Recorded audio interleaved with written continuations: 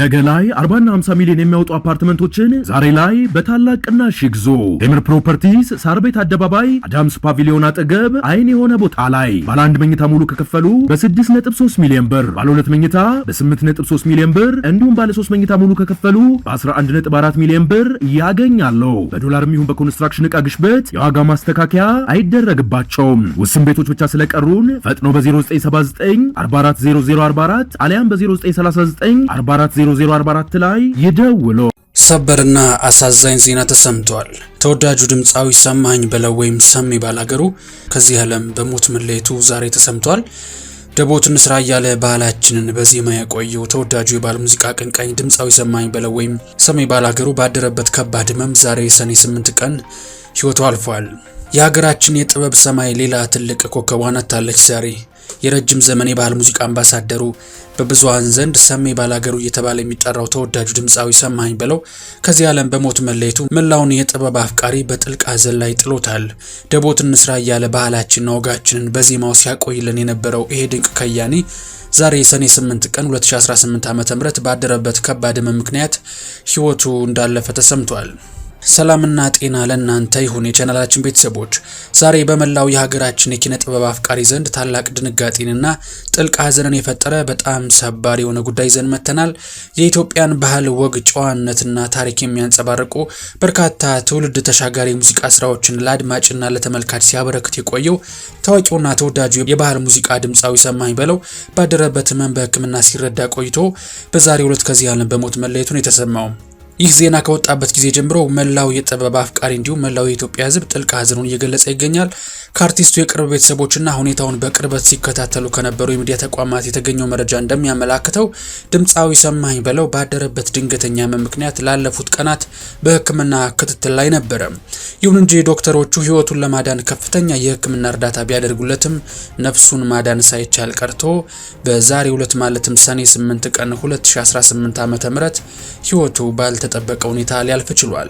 ይህ ድንገተኛ መርዶ ይፋ ከሆነበት ሰዓት ጀምሮ በማህበራዊ ሚዲያ ላይ በርካታ የጥበብ ሰዎች፣ ቲክቶከሮች፣ ዩቲዩበሮችና አድናቂዎቹ የተሰማቸውን መሪር ሐዘን በየገጻቸው ላይ እየገለጹ ይገኛሉ። ድምፃዊ ሰማኸኝ በለው ወይም በብዙሃን ዘንድ ስሙ ባላገሩ ሰሜ ባላገሩ እየተባለ የሚጠራው ይህ ድንቅ ከያኒ በኢትዮጵያ የባህል ሙዚቃ ውስጥ የራሱን በጣም ደማቅና የማይረሳ አሻራ ጥሎ ያለፈ ትልቅ አርቲስት ነበረ።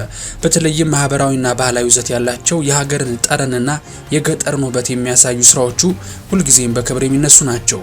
ሰሜ ባላገሩም የባህላዊ ሙዚቃ ስራዎችን ሲሰራ የሀገርን ማንነት ከፍ በሚያደርጉ መልኩ ብቻ ነበር ቢባል ማጋነን አይሆንም። ለዚህም ነው በርካታ ዲያስፖራዎች ድምጹን በሰሙት ቁጥር የኢትዮጵያ ውበት ትዝ ብሏቸው ሀገራቸው የምትናፍቃቸው። ድምፃዊው ይበልጥ በሰፊው ሕዝብ ዘንድ የሚታወቅባቸውና መቼም የማይረሱት ትልልቅ የሙዚቃ ስራዎቹ ደቦት እንስራና ዝናቡን የሚሉት ተወዳጅ የባህል ሙዚቃዎቹ ሲሆኑ እነዚህ ስራዎቹ ትውልድ ተሻግረው እስከዛሬ ድረስ የሚደመጡ በአድማጮች ልብ ውስጥ የቀሩ ቅርሶች ናቸው።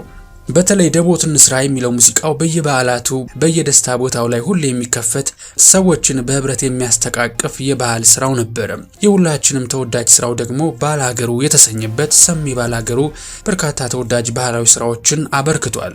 ይህንን የመሰለ ድንቅ ስራ የሰጠን አርቲስት ዛሬ በአካል በመካከላችን አለመኖሩ ሐዘኑን በጣም ከባድ ያደርገዋል።